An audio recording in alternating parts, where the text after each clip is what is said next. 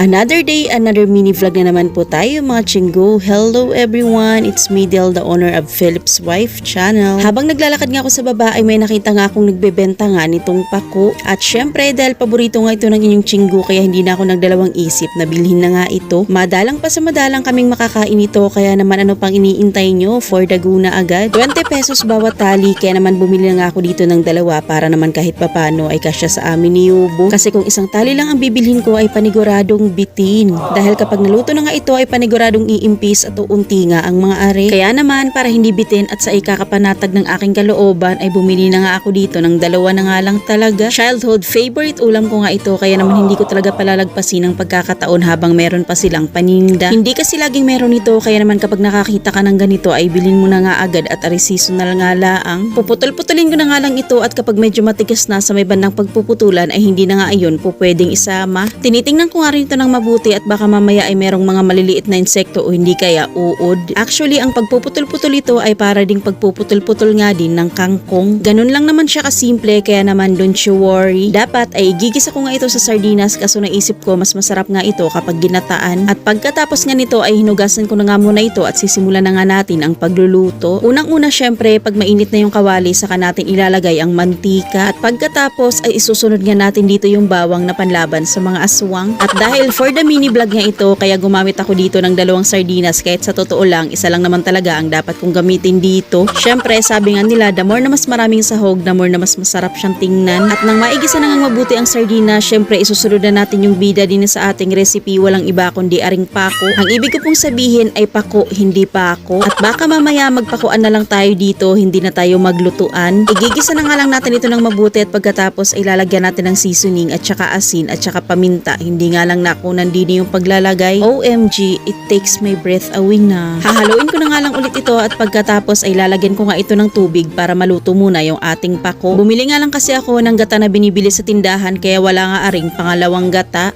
Kaya naman, need mo nang maluto aring pako saka ko naman ilalagay yung kakang gata o yung gatang binili ko sa tindahan. Sa mga sandaling ito ay feel na feel ko pa naman habang naglalagay ako nitong kakang gata. Ang problema ay hindi pala nakaplay ang aking video kaya nakakasura laang. At kagaya nga ng iba, hindi ko nga ito tatakpan para daw mas maging creamy lalo itong ating gata.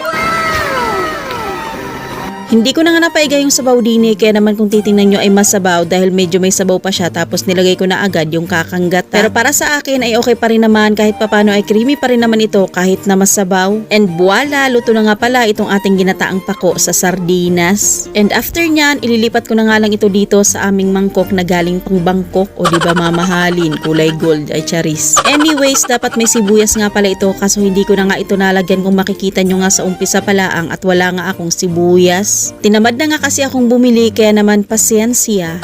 Kakatapos ko palang kumain habang nag-e-edit nga nito kaso parang nagugutom na naman nga ako.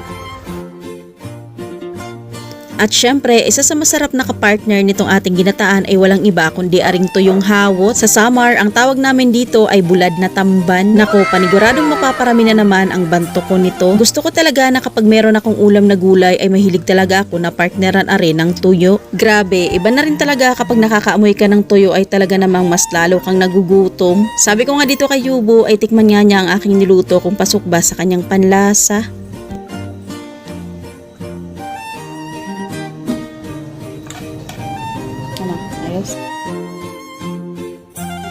O diba, mabuti na nga lang at yung nagustuhan dahil kung hindi ay nako wala kang ulam. Abay syempre, hindi matatapos itong aking mini vlog nang hindi ko natitikman aring aking niluluto. Madalas kapag kumakain ako ay lagi nga akong nakakamay, ngayon lang ulit ako nagkutsara at tinidor. Kasi sa totoo lang ay mas masarap naman talagang kumain kapag nakakamay ka. O diba, yung tipong kahit na tuyo ay kinutsara at tinidor ko pa nga sa katamaran ko ngang magkamay nga ngayon for today's video. Kaya naman, pagbigyan nyo na nga lang at paminsan-minsan laang are.